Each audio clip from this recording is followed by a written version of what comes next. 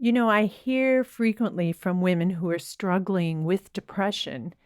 And I also hear a lot from wives whose husbands are struggling with anxiety or depression. And I'm glad that a couple of wife savers have asked me to address this topic specifically in a podcast because it's given me the opportunity to go back and talk to some of my students who have actually dealt with this mental illness in their marriage. And I learned a lot, and we've come up with some solutions that we hope will be helpful to you. Bags are packed, are you ready to go? This time tomorrow we'll be on the road, riding with you into sunnier days. I wouldn't want it any other way. Welcome to the WifeSavers Podcast, where multi-award-winning author and global marriage educator Ramona Zabriskie provides answers to your real wife questions. Our goal is to help you appreciate your womanhood, prioritize your personal development, and craft a powerful partnership with the man in your life. Hi, I'm Hannah Allen, and I'm proud to introduce my parents, Ramona and Dale Zabriskie. And yes, this is how they talk all the time. Let's listen. Hi, this is Dale Zabriskie. Happy again to be here with Ramona again. Aw, that's sweet. Twice happy, or I guess twice again, right? No, what are you talking about? Said I'm happy again to be with you again. Oh, again? From the Department of Redundancy Department.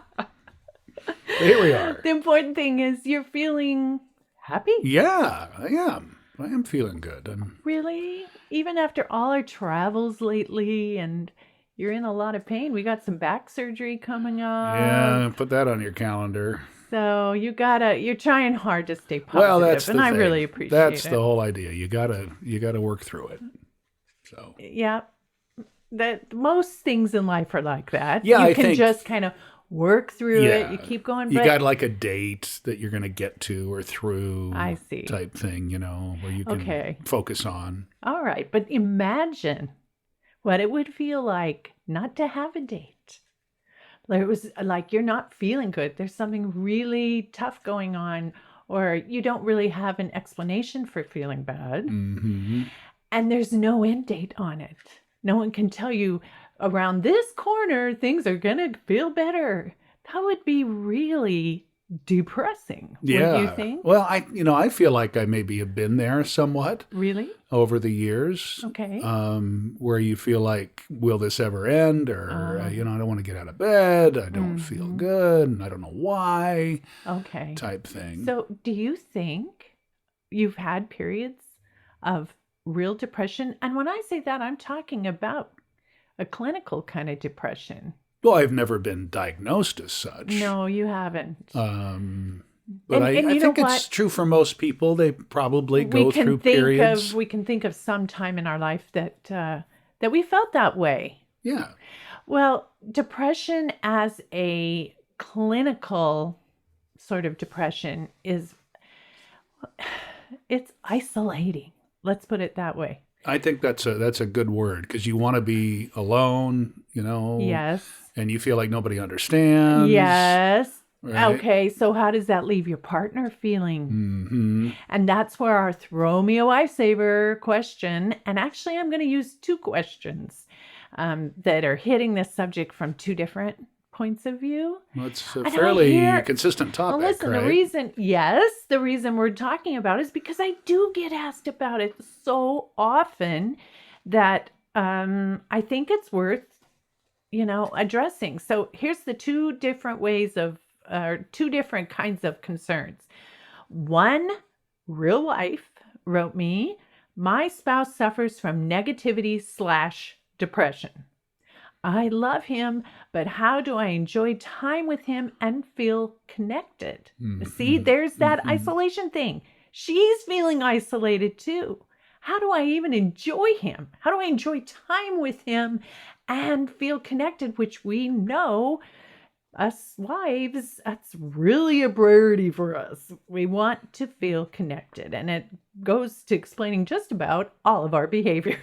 Yeah. And so if your spouse is not interested in anything or And is appears very to be disconnected. Yeah, not interested in you. Right. Right. Exactly. That's very, very difficult Yes, things to that are sustain. important to you, even he doesn't care about. It doesn't seem to care about. So her question ends with a 4-letter word. Help! Starts with H. Yeah. Could be any number of 4-letter words with an exclamation point after It's it. hard to say help, and so I call it a 4-letter word. Then there's this question. This is from a different wife. She says, how do I bring up to my husband that I think he's depressed? So they're at the very beginning of figuring this thing out. Seeing signs that are concerning. Exactly. And that's probably one of the hardest things is how do you talk to somebody about it? Right. So that's what we're going to get into, because that's my forte. How do you talk to someone about it? How do you talk to your spouse about it? Something as grave and depressing. This is a difficult topic. So, first of all, I want these dear women to know how much my heart swells with compassion for them. One of the reasons we fall in love with our guys is because they have this kind of excitement about them. At least that falling in love phase is exciting, and we appreciate something in their masculine nature. I call it masculine zest.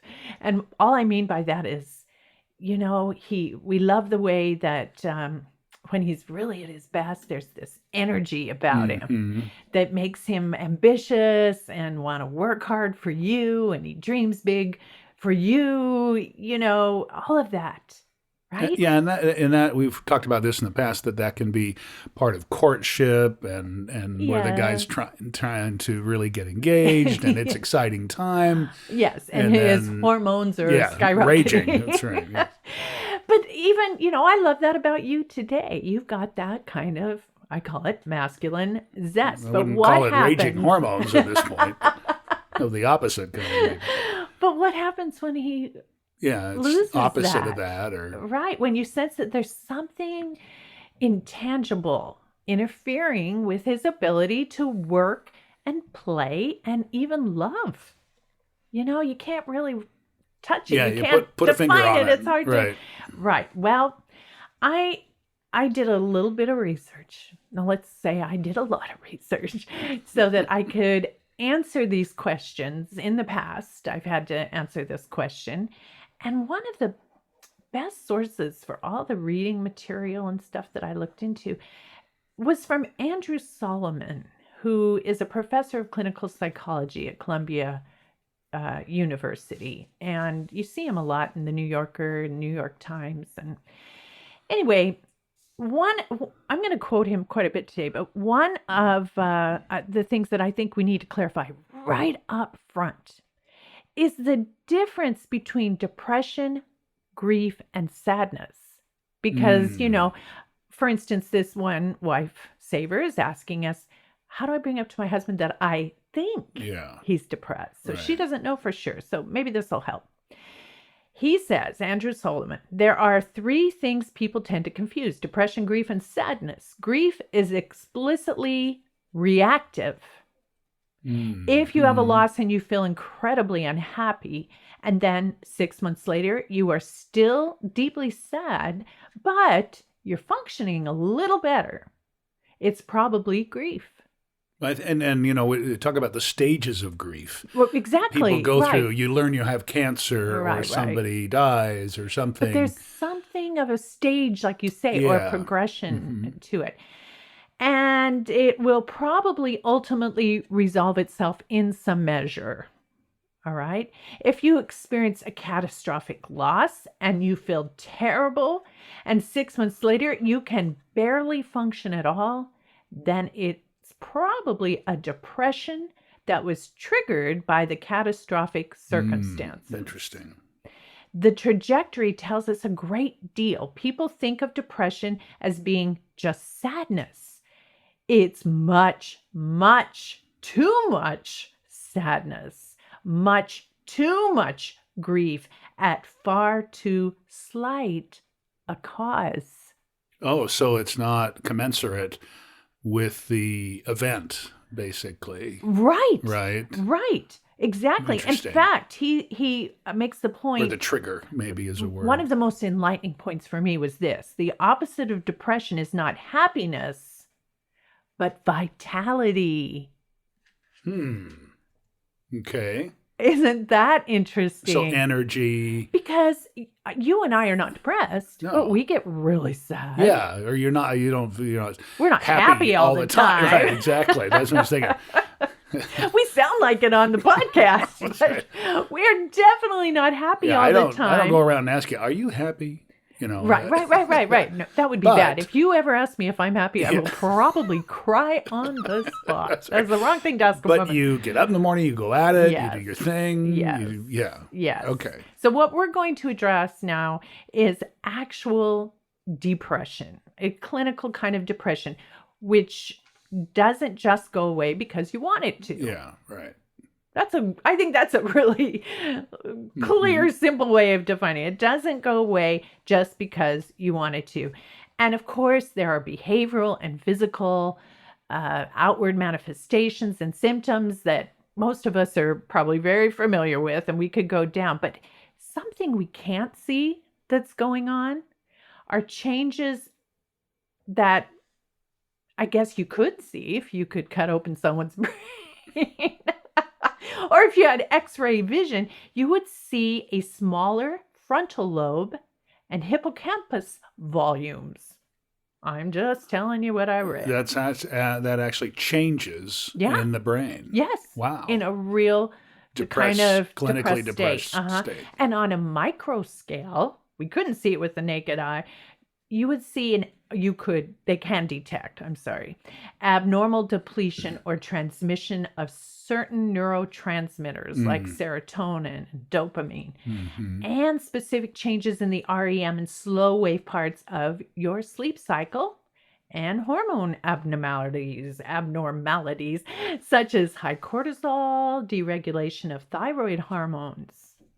Interesting. So the world of endocrinology really plays Don't a part ask me here. to say that word. Hormones. I'm so bad at big words. Endocrinology. Nor could you spell that word, by the way. Yeah. Don't give away all my weaknesses. Interesting. But even knowing all of that, they still don't know what causes it. No, they see the really results don't. or Exactly. they can say these things are pointers or whatever indicators, but the cause The is cause the is the best they can come up with is it's some kind of complex interaction between genes and the environment. And there's no tool that you can use to predictably, predict indicate when and where it's going to show up. So it just could pop up for any of us at any time, and no one can really tell you why, which is kind of depressing in and of itself, isn't it? It is. It's really difficult. Wow. So that's what's going on inside. What does it actually feel like? All right. So we're trying to answer wives whose husbands are in a depressed state. But we could reverse it from he and she to she and he, right? We could have a male listener who has a wife that he feels is Or we could depressed. have a wife who's listening who feels depressed. Exactly. Right. Absolutely. Yeah. Well, hopefully she'll have her husband listen to this because we've got some coping strategies here for both of them. All right. But first, I really want to understand how the partner who is feeling the depression, how it really feels. So I like this inside look from Andrew Solomon, who himself, obviously, is a victim of depression. He says, everything there was to do seemed like too much work. I would come home and I would see the red light flashing on my answering machine. And instead of being thrilled to hear from my friends, I would think, what a lot of people that is to call back. Yeah, right. Or I would decide I should have lunch. And then I would think, oh, but I have to get the food out and put it on a plate and cut it up and chew it up and swallow it. And it felt to me like the Stations of the Cross. Wow. Wow. Just everything was just so overwhelming. So there it is, the lack of vitality, even the mm-hmm. will to do things. He goes on to say, and one of the things that often gets lost in discussions of depression is that it's ridiculous. You know it's ridiculous while you're experiencing it. You know that most people manage to listen to their messages from their brain and eat lunch and organize themselves to take a shower and go out the front door, and that it's not a big deal. And yet you are nonetheless in its grip, and you are unable to figure out any way around it. And so, he says, talking about his own journey, I began to feel myself doing less and thinking less and feeling less.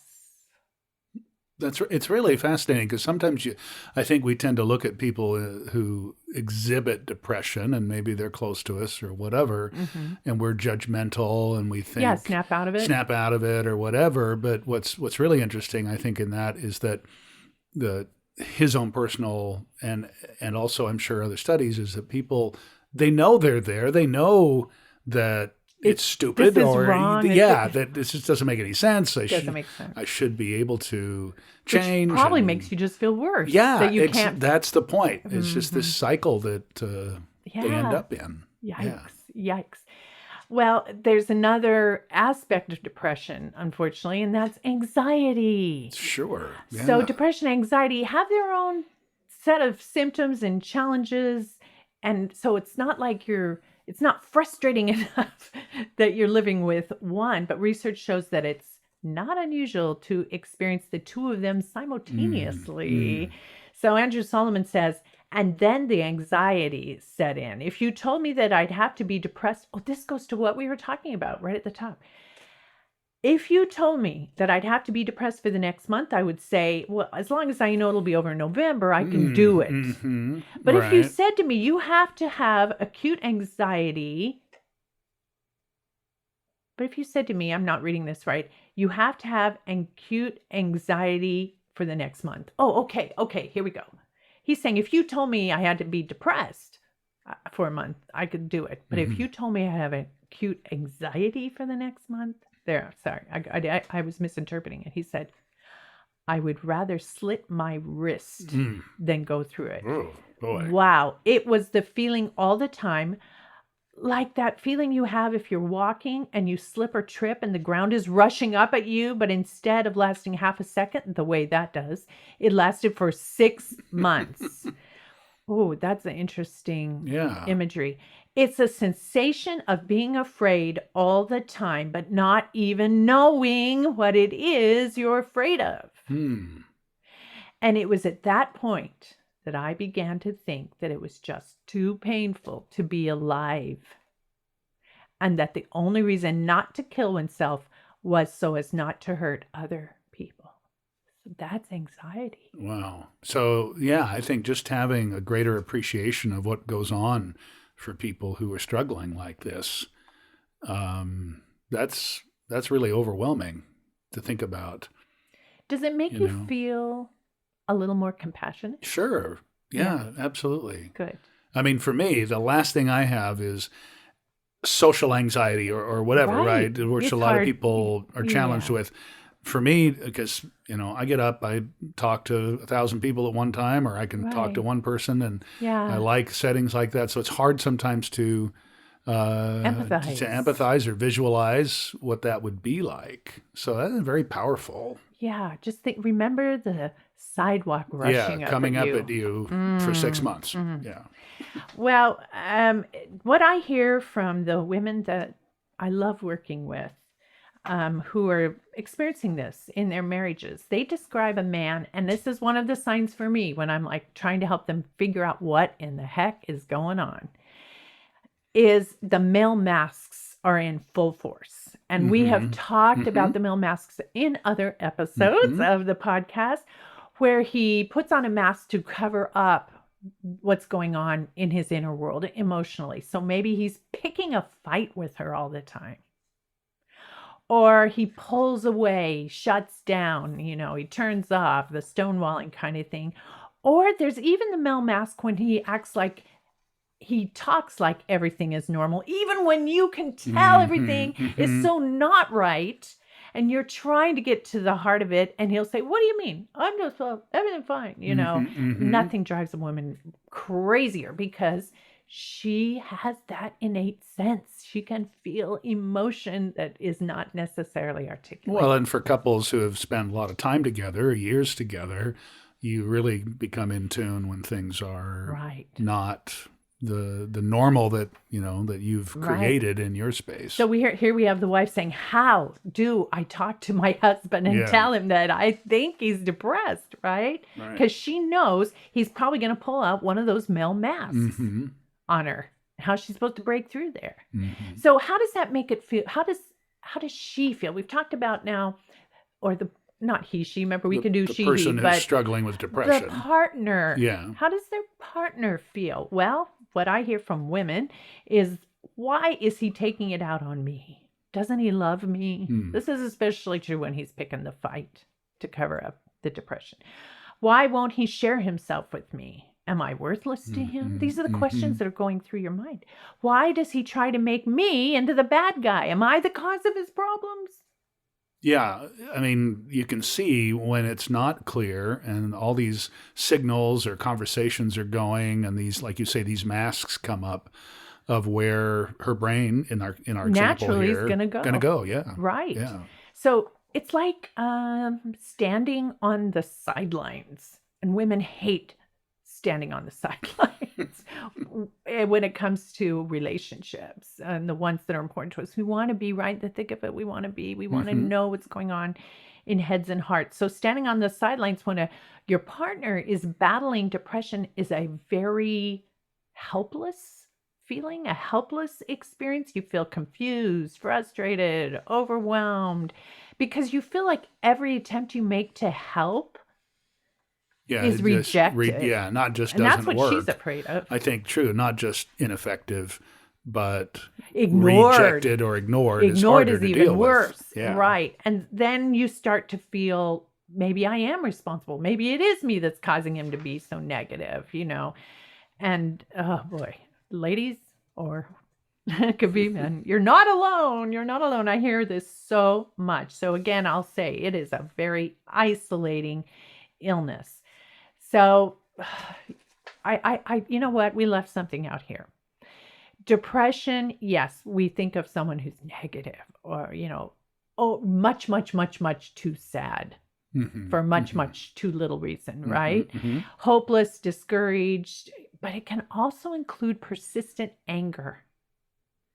So I work with a lot of women who describe a husband who just seems angry all the time, on edge all the time, who blames everybody else, who's always on the kids, who's just so temperamental. And it's hard, you just feel like you're walking on eggshells all the time when you're around someone who flares up so easily like that. So that can also be a sign of depression. An indicator of depression. Yeah, it's one of those male masks. Okay. Of course, there's social withdrawal, lack of interest in pleasure, and that's pretty common. And what a woman will notice always is that he doesn't seem to have joy in anything. He's lost the joy of his work, lost joy in the relationships, even joy in the children. Yeah, everything's a problem. The children become aggravation. Yeah, right. Instead of something that he looks forward to doing and being with and watching. So, all right. So what is she going to do? How is she going to respond? We know that all things wife-savers come down to how you choose to, respond rather than react. Yeah. So she has the choice, her internal logic, and it's something you really have to learn and work at. But she can react with resentment, frustration, and hopelessness, or she can choose to respond. That's proactively making a choice with compassion. All right. So if we're going to respond with compassion, number one, remember the male fears. And we have touched on them in other episodes of the podcast. We've talked about the male fears. I would love to teach you, listener, in depth about the male fears. It's just so key to understanding how important the way you treat him really is. And when you treat him, I'm going to say, let's see, not optimally, you set off the male fears and make things harder on yourself than you need to be. So anyway, that's just a little pitch to please join WifeSavers. Please come to WifeSavers and let me teach you these things, and then be able to share with others in our community to come to really, really understand them. I'd love for you to come be a part of WifeSavers and let me be your personal mentor and teacher that way. We're going to break now for just a minute so I can invite you to my free live masterclass, Understanding Your Husband and Sons. In my work with women in over 70 countries, I found that most of us, when it comes to our husbands and sons, think like Carol in Kenya, I was expecting him to think like me, behave like me. or Dana in Idaho, Shouldn't we just be the same? And shouldn't we just agree? or Anne in Oregon. I grew up in a culture where there was a lot of eye rolling and sighing about guys. And that's too bad, because when we act or react based on false expectations, we end up feeling like Catherine or Farinaz. I didn't feel I could relate to him because I didn't understand him. Thought maybe he had to do something with me, and I was taking it personally. Or getting riled up like Carol. Made me mad. It's crazy. It was frustrating, you know? And acting like Anne, I used to think he should know what I wanted without me having to ask. which just erodes our relationships and blows up our dreams. So that's why I created Understanding Your Husband and Sons, a super fun, eye-popping deep dive into his brain, body, and emotional makeup. Women have been coming from all over the world and coming away from our time together with an exhilarating sense of hope and power, because now women like Amber, Ann, Dana, and Allison understand how to communicate my needs, how to be clear about it, how not to be run around, how not to manipulate. The way I communicate with him isn't any more aggressive or threatening to him. I can see why he's reacting or why he's responding that way. That's helped to avoid a lot of the hurt feelings that I used to have. So if, like Jeannie, you're thinking, okay, I need to reboot how I think about marriage and men and how they're loved, please join me at this free live masterclass, Understanding Your Husband and Sons. I'll teach you things you have never heard before and that you won't hear anywhere else. Science and strategies that will knock your socks off and make all the difference in your relationships. And it just changes everything about how I see him. There's this huge potential that I was not really tapping into because I didn't fully understand it. I think the biggest piece is this understanding and appreciation. We're both so much happier now. And in how you see yourself. My confidence as a woman has skyrocketed. We've made it so easy. Just go to wifesavers.org/masterclass and choose a day and time. I'll meet you there and even answer your questions live. Because like Carol in Kenya or Cindy in Argentina, you'll want to be able to say, oh, we're wired differently. And that's the beauty of life. And it set me free. It allowed me to say, okay, I understand now. And I loved him more than ever. wifesavers.org/masterclass. Oh, I recommend it to everyone I meet. Would you say that in your experience, and then this topic of depression, that the male fears are that they are exhibited and made even worse, exacerbated when depression is in place? Oh, yeah, you're right. They're magnified. Magnified, yeah. You could times say, 1,000. here are these, you talk about the fears. Yeah, that any normal man is going to experience who's in a Right. normal frame of mind, but you add in a clinical mental struggle and illness. Yeah. They're on steroids. Good way to put it. Okay. So some of the male fears include the fear of uselessness, the fear of indifference or unavailability on your part. He doesn't like feeling neglected. He has to protect his independence. He's afraid of becoming dependent. Yikes. I can see how depression feeds into that. Yeah, if you can't function. And of course, look at this one. Now, number one male fear is the fear of failure. Now, that's like, oh yeah, nobody likes to fail. But ladies, if you're listening, you really need to understand a lot more about his very essence and nature. Understand this is more than what you think of failure. It means the world to him. So that would go into the anxiety issue, don't you think? His fear of failure. Oh, sure. Whoa. Yeah. If you're afraid all the time, you're just failing. All right. So we're trying to respond with compassion now. So we're going to remember the male fears. We're going to remember that he does have feelings. Well, I would hope you could remember that. Sometimes though, women, we forget that. We forget that men really do have very deep feelings. Some scientists argue that they go deeper than even the average woman experiences. Very deep feelings. And they don't necessarily share with us. But that doesn't mean they don't crave to share. Yeah. And it doesn't mean, especially in this sense, when he's really scared and losing that zest that we talked about, he feels this depression. He may really crave sharing his feelings with her, but he does have an instinctive sense of self-protection. Tell me if I'm wrong. That may go even deeper than the craving to be understood. So not only is he afraid of falling off the cliff unhinged and unchecked, if he exposes all the negativity raging inside of him, he may also feel reticent to be vulnerable with you because he's afraid that if he reveals those feelings to you, ready for this? You will lose respect for him. Absolutely. You have to maintain that perspective of in control and strong and capable and all those things. Yeah. And the truth is, we as women say we want to really know what's going on with our husband. You know, women tell me that I want to feel close to him.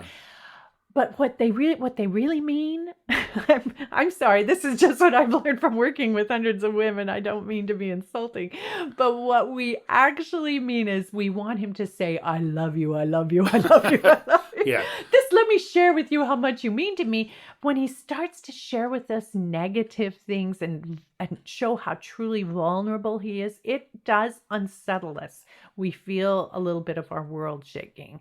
And so that's one of the things we learn in WifeSavers is to how to draw him out and then how to handle it when we find out what he's really thinking. Don't ask unless you really want to know. Here's a really interesting statistic. The National Institute on Mental Health tells us, get this, are you ready for this? It takes the average person, male or female, suffering from mental illness over 10 years to ask for help. 10 years? No joke. Wow. The average.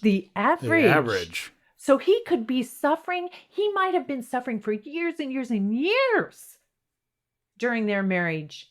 And I mean, I know listeners right now have their suspicions are going, they can think back years and years and years of him being overly angry and overly negative or overly sad or whatever. And say, oh my gosh. Yeah, I think over 10 years. Yeah, I can see how, especially couples, they fall into their norm, their normal. Right. And yet certain things, and we've known people and associates that have gone through this, that when something kind of uncovers the situation. Okay. Yeah. You get to a critical mass or whatever that point is for an individual or a couple's lives. The people that are involved look back and they go, why didn't I see this? Why didn't I see it? Why didn't I do something about it? When it becomes more defined. And so, hindsight. That's really 10 years. Really a challenge. Yeah. Wow. Well, I congratulate the wives that wrote to us who don't want those 10 years. Yeah. They're trying to make something happen now. So, going back to the male fears really quick, I don't know that I I kind of went over them too fast, maybe. I really want to emphasize that the fear of failure, not just failure in the world's eyes, but failure in your eyes, that you will think less of him. No, I think that, I got right? that. Yeah, okay, that you got across. that? The fear of exposure? Mm-hmm. What about this one?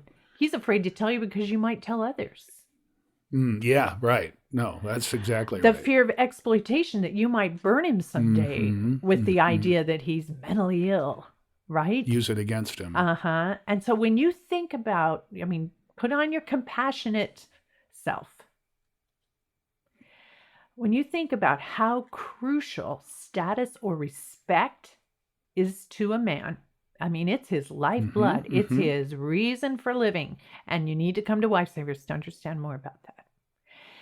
If you really comprehend then that, you can see how paralyzing it would be for him to think that if he tells you what's really going on in his heart, that you will think of less of him. Yeah, right. Or how abhorrent the possibility that you would expose his weaknesses to others, or how gut-wrenching if you turn it on him someday. Yeah, so, that vulnerability, when you're dealing with it, it's such a personal, intimate thing that you're dealing with yourself, and then to feel like you're exposed, or I'm sure it's a very difficult thing to trust someone else with. Exactly. Oh my gosh. But even, the big T word, even if you have been married or, a couple for a long period of time, difficult to do. Very. So I would say one of my first recommendations is, if we're going to approach this and hope that he does open up to us, then you got to be, make a pact with yourself that ready. You're not going to use that information to hurt him or humiliate him or manipulate him, right? Because there's biological reasons, there's experiential reasons that he's holding it in. Yeah, it has to be a private thing to be successful. Well, any really successful communication is a balancing act between that sort of privacy or that intimacy and that, well, no, wait a minute. It's the intimacy between two people and the privacy that's sort of independence. And we know how important independence is to him too. And it's her desire for intimacy and his need for independence, and we're butting heads. Those two come to clash in lots of situations, but I would think mainly here. So, ladies, you will never get close to him or draw him close to you if you try to make connection, which is your primary focus, in a way that threatens his independence, which is his primary focus. Right? I think that's really, really key, is this balance, as you say, between the intimacy and the independence. That's something that each couple has to figure out how that works for them. Yes, right? And it's a dance throughout your whole marriage. That's a good way to put it. It goes back and forth. It's a tango, it's a cha-cha, it's a waltz, it's a good two-step. Analogy. You gotta learn to dance differently. But even though it might be tricky, we do want to bring it up, this idea, this concern about depression. We want to talk about it because open conversations really do help. Did you know that talking to someone about suicidal thoughts actually decreases the suicidal risk? Really? Yeah. Yeah, because you'd be always afraid to say anything. And talking about it in the open gets rid of the stigma. Right? And it makes it easier for him to accept or ask for help. Andrew Solomon tells this story. Oh, it's so funny. He did one of his classes presentations, I'm not sure which, and a woman comes from the audience and says, I've been suffering from depression for years. I'm on medication and everything, but I have never admitted it to my husband. I'm afraid to tell him about it. Later, the same event, a man came up to her and said, I've been suffering with depression for years. I'm being helped a little by medication, but I have never admitted it to my wife. Guess what? They're a couple. They were married. They were hiding their medicine from each other. Wow. I'm not kidding. Okay. So that's the whole point, It is. That's the old song. Do you like pina coladas? That's right. All right. So let's talk about how to talk about it.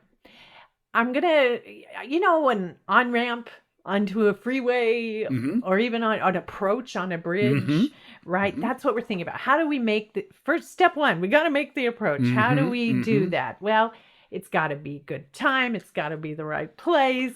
You got to be close and, I wouldn't do it over by text. All right. Yeah, that's right. Proximity. Especially in all caps. Yes. And it needs to be respectful. You need to be respectful of the time and the place, and the proximity. You're not going to interrupt him during the Super Bowl or whatever. Well, right? I teach in teaching sales. I use this bridge analogy. You do? And the approach analogy, because, the whole idea of building bridges with a customer. Oh, there you go. Right? That's part of a relationship. It is. skill. And sometimes, you meet in the middle. Sometimes you're a little on one side and sometimes you're a little on another. Depends. Yeah. But sometimes you have to go way across the bridge to reach the other person. That's right. And but the approach, how you approach, has everything to do. And you look at the design of major bridges like your favorite, the Brooklyn Bridge or the Golden Gate Bridge. And if they don't design the approach properly, you ain't going to have a bridge. No bridge. And so it's critical, just absolutely critical to on that any relationship. kind of critical conversation. Any kind, absolutely. Whether it's sales or it's marriage, or we're going to bring up the idea that I'm worried that you're depressed. Yep, absolutely. So here's some ideas for ways to make that approach. You got to keep it pretty open-ended. Is the point. Making some kind of statement. Or assumption. There we go. Yeah. So here we go. Maybe it's me, but ... I've noticed you've been down. What's going on? There's a question. We haven't talked for a while. How are you? You're not yourself lately. What's up? I know you're going through whatever at work. I just want you to know I'm here for you, ... These all have ... after them. Sweetheart, you know that no matter what, I've got your back. That's an interesting approach. I haven't heard you laugh for a while. Are you okay? I'm worried about you. I really want to help. Yeah, I think that those can be very helpful, but I also can see, and having gone through some periods where I know that you've been worried about me, and I'm talking days or a week or something, not an extended period of time. But I would say that if you were to say, you're not yourself lately, or then I would say, well, of course I am. I'm myself. That would be your immediate. Yeah, my reaction would be, I'm okay. I'm fine. And if you said that to me, I would say, well, I appreciate that. I'm just telling you from my point of view. Yeah. You're not laughing like you should. Yeah. I think that's really the indicators. The indicator that a couple, learns. Like I've said before, I know you're really happy when I catch you singing around the house just for no reason. On a clear day. Whatever. Yes. And so I think those are powerful ways to go at it, rather than coming across being almost judgmental, like you're not acting the way you should be. Does that make sense? Yeah. Okay. I stand corrected. I like that. I think there's good ways to start conversations. I do want to point out something to avoid. And that's, if you have never experienced depression yourself, avoid comparing it to times when you felt down. Interesting. Yeah. If you compare it to ordinary sadness, you're just going to make them feel guilty for struggling. Or you can't possibly understand what I'm going through. Don't go there. Yeah. Right. Yeah. In trying to relate, if you've never had this kind of depression, you just better not to try. Yeah. So those are the approach. Now let's get into the actual conversation. Okay, so from my side of the bridge, if I'm the wife, I'm concerned about my husband. From my side of the bridge, I'm going to keep it light. Did you hear my tone of voice when I asked you those questions? They were gentle. Right. They were light, and I wasn't over dramatic. No, or accusatory. I didn't say, I know you're going through such hard times. Yeah, I said, hey, I know you're going through hard times. So it's not overly dramatic. You're not going to overreact, and you're not going to be overly cheerful either, right? This is not the time. Hey, okay. So you listen a lot, you let him lead, you avoid all the things that you would like for him to do, of course. Avoid advice or trying to fix. Let him know that it's okay to feel the way he feels. And you just got to ask a lot of open-ended questions. You don't demand answers or force the issue. So if he's like, I don't know, you're not like, well, keep thinking. Come on. There's got to be some reason. No, that's a cop-out. Exactly. Wrong. Okay. You assure him that you won't judge him, and this isn't going to change how you feel about him. Remember all those fears? We need to counter those fears. I think that's one of the strongest ones. This isn't going to change how I feel about you. Yeah, I think that's one of the strongest ones. I think for me that I could feel that I could anchor onto or whatever. If I told you straight up, listen, you're safe. This isn't going to change how I feel about you. Yeah, I think that's huge. And in that vein, you got to reassure him that you understand that depression is a disorder, not a personal failing, right? That you don't think that he's weak. You know he's not choosing to feel the way he does. Just think of it like he has a broken leg or asthma or diabetes, right? It's going to take time to figure it out. It's going to take time to heal. And you understand that, and you make sure he knows that you understand that. Yeah, that's good. All right. Now, what do you do when he actually does then open up?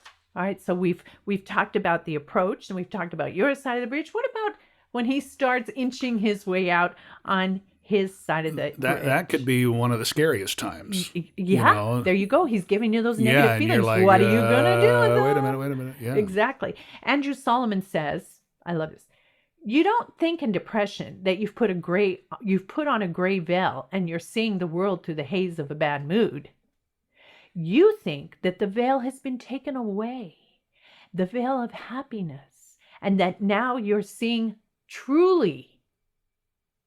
It's easier to help schizophrenics who perceive that there's something foreign inside of them that needs to be exercised, but it is difficult with depressives because we believe we are seeing the truth. Interesting, yeah. Life is very dismal. You're going to die anyway. Eeyore. Yeah, oh bother. I think that's very interesting, though, don't you? Yeah, that really is. It isn't that there's a veil put over your eyes. It's the veil of happiness has been taken away. Yeah. So we're going to treat his emotions, his revelations, and his confidences with what? What would you want him to be treated with? Well, we've talked about, feeling safe. So I would say, being respectful of that. There you go. Yeah. We're going to treat them with respect as if they are complete, valid. He has every right to them, to his feelings. All right. We're going to listen with love. That is with compassion. So remember, the male fears. We're going to have compassion. He can't help all those things. Listen objectively in an emotion coaching frame of reference. All and right? that's not a natural thing for people, being a coach. Not. I do that in my work with salespeople, coaching them as groups and as individuals. And it's an art, and I think a lot of the things that you teach. Yeah, and we learn it in WifeSavers. Yeah, a lot of the things you teach are really, coaching. I wish we had time to go into it today because it is an art. That's a good way to put it. All right. So choosing to listen, understand, and sympathize with his less than positive emotions instead of dismissing them as unimportant or weak or threatening. It's just absolutely critical to encouraging that closeness between the two of you that you really, really want. Any other reaction versus response is going to drive him away. And now things just really spiral even more out of control. If you're driving him away, talk about isolation. We're not trying to increase our isolation. We're trying to draw closer together so you can be a real partner, a real help. All right. So we're not going to overreact. We're not going to take it personally. We're not going to try to fix him. But what we will do is listen with love. In the context of the male fears, we're going to listen objectively. That's the emotion coaching. And we're going to use the phrase, we've talked about this before, it's key, help me understand. Help me understand. If every spouse in the world could learn those 3 words, I would be out of a job. Help 3 me little words. Understand. Help me understand. Yeah. All right. Listen, this is so much fun. This is Andrew again. And he's talking, remember he talked about how he believes he's in depression, he's actually seeing the truth. Mm-hmm. But the truth lies, he said. I became obsessed with that sentence, but the truth lies. And I discovered as I talked to depressive people that they have many delusional perceptions. People will say, no one loves me. And you say, I love you. Your wife loves you. Your mother loves you. You can answer that one pretty readily, at least for most people. But people who are depressed will also say, no matter what we do, we're all just going to die in the end. Yeah. Hopeless. Or they'll say, there is no true communion between two human beings. Each of us is trapped in his own body. Now, here it is. This is so key. This is worth the whole podcast. To which you have to say, that's true. But I think we should focus right now on what to have for breakfast.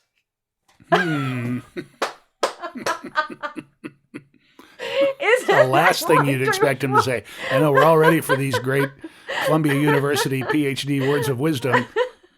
There can be no true communion between human beings. We're all trapped in our own bodies. Well, that's true, but I think we should focus right now on what we're going to have for breakfast. I love that so much. Yeah, it's helping you. What is the lesson? Taking these little baby steps away. Yeah. These little baby steps that seems, remember how he said he see the blinking light on the answering machine, getting up and answering the phone. A lot of people who don't know what that means. Because your answering machine is We're dating ourselves. That's right. All right. That's true. It's true. All right. This is the 4th step in our conversation. Okay. Of course, we have to, what are we even talking for? If he's going to be so... Yeah. What's wife worth? Yes. Yeah. We got to get to a solution, right? So we're going to explore solutions. How do we do that? Well, medications and therapy. It's probably going to be a combination of those 2 things, but there are some practical sort of everyday strategies that can be combined with medications and therapy that can boost brain chemicals. So there's hope. That's the main thing. So you let him know that you believe there are solutions.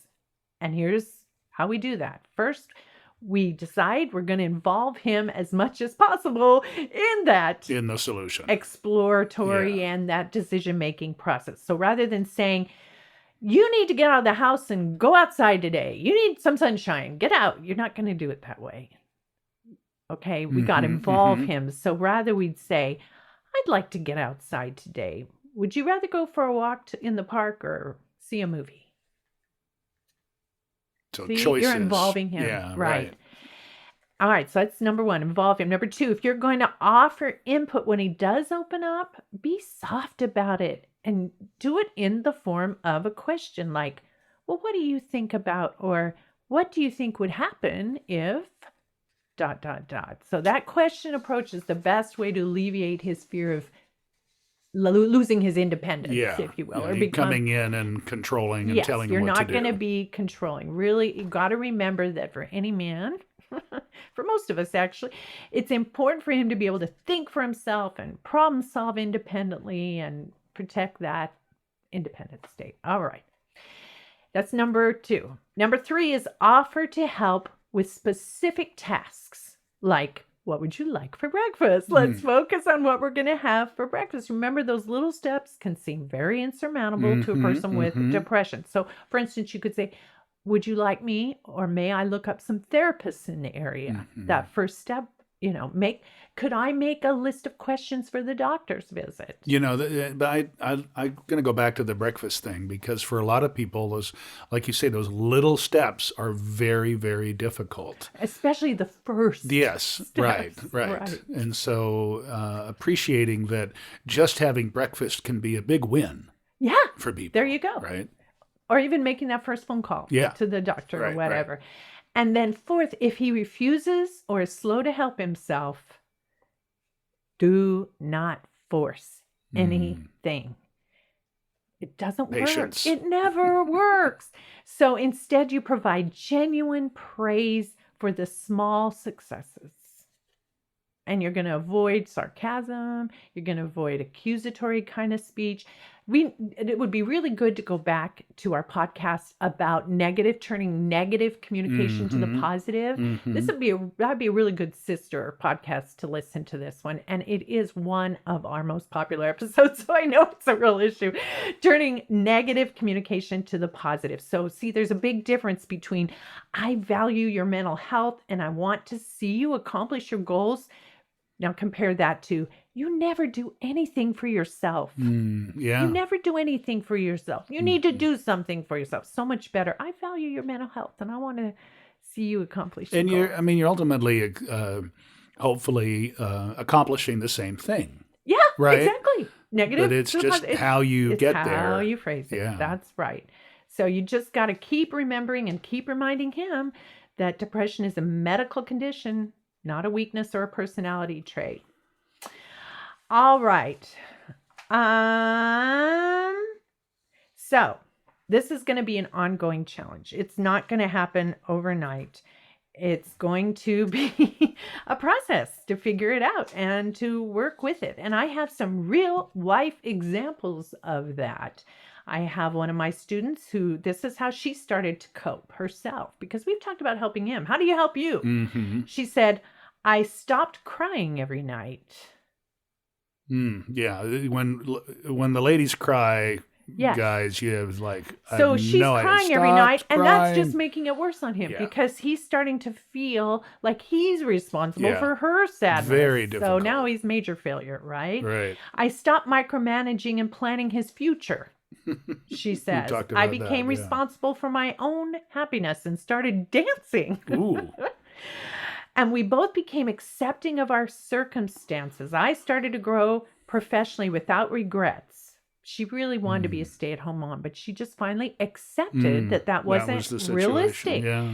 And he started to look at his overall growth as a human and be thankful for being a husband, a father, and an individual, and okay with where we were in life. So they were both trying hard to reframe, be accepting.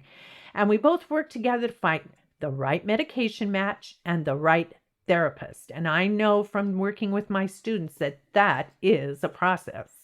Yeah. Sometimes they go from therapist to therapist to therapist till they finally or medication to medication to medication. Yes, she says, we have done over 5 medication changes and changed the therapist from a cheesy lady to a low-key biker male. What is a low-key biker male? I'm struggling to visualize that one. She says he's a down-to-earth therapist that could reason with him as a man. So they just kept looking. They didn't give up and say, oh, therapy didn't work. Right. Like, no. It's a process. Yeah, you got to find the right person. Now, here's one other example. This student says, before I met my husband, I didn't fully comprehend what clinical depression was. So it was a real big deal for her. And it took a long time for her to finally understand what it got. I mean, she really shares quite a story here. So here is how she's learned to cope with it, because they've been married for a long time. They've got 4 children now, and she's just, this is part of life for her. Mm-hmm. And she says, I've granted myself permission to enjoy my delights. Now, ladies, you need to go back and listen to the podcast episode about finding balance. And do you remember that one? Mm-hmm. Really important to understand what delights are about. And if you're part of the WifeSavers program, I'm going to teach you all about that. But I've granted myself permission to enjoy my delights. I've intentionally planned or scheduled so that I can avoid fatigue, resentment, blame, and anger. She likes shopping at thrift stores. I kind of relate to that. You can relate to that. That is one of my major delights. You've bought the same thing twice at Goodwill, I think. I kind of rent things from Goodwill and then I take them back and donate them again. I've invested in some of my dazzles. That's another part of the Delights program, which has brought added meaning to my life. I've shared my story with others so that she doesn't feel alone. I've accepted mentoring from those who are educated and experienced. I've accepted service from friends in my area, including service for herself and That's her a hard children. thing for people to do. There's a lot of people are really good at giving service, but accepting can be really difficult. And now So I'm putting stars around this one. I've sought professional care by going to therapy myself. Mm-hmm. She's got a very unusually heavy load, and she recognizes it. Mm-hmm. And so she's gotten help for herself. Remember, she's accepted service. She's gotten more education on the subject. She's accepted or actually sought out mentoring, including from me. And she sought professional therapy herself. I've attended, she says, 12-step meetings geared towards my own mental health conditions, which has increased her sense of community. She goes with her husband to his therapy and psychiatry appointments so she can ask questions, right?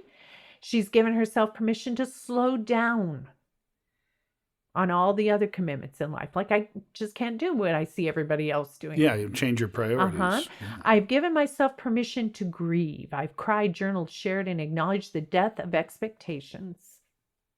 Wow, that's part of that accepting process. I've given myself permission to do things that are considered out of the norm or stop doing things in the name of false expectations so our family can concentrate on proper healing and care. I'm honest with people if they ask how I'm doing. I've communicated clear boundaries to people who are well-intentioned but misinformed. that's I could fall into that category. There's a lot of them out there. When my husband is having an off day, I tap into the strategy of using indulgence or distraction to help him combat the depression. That's something. So they found something that helps, some strategies. I remind myself that even if there are things out of control, my higher power is my center. So she taps into her higher power, into her God. And when it's been time to seek out advanced levels of care, even hospitalization, I follow through even with higher costs. So even if she's scared of what it's going to cost, she'll still take him to the hospital if necessary. Seeing others where appropriate, serving others, helps me get out of my head. So it isn't just that she lets everyone serve her. She tries to serve.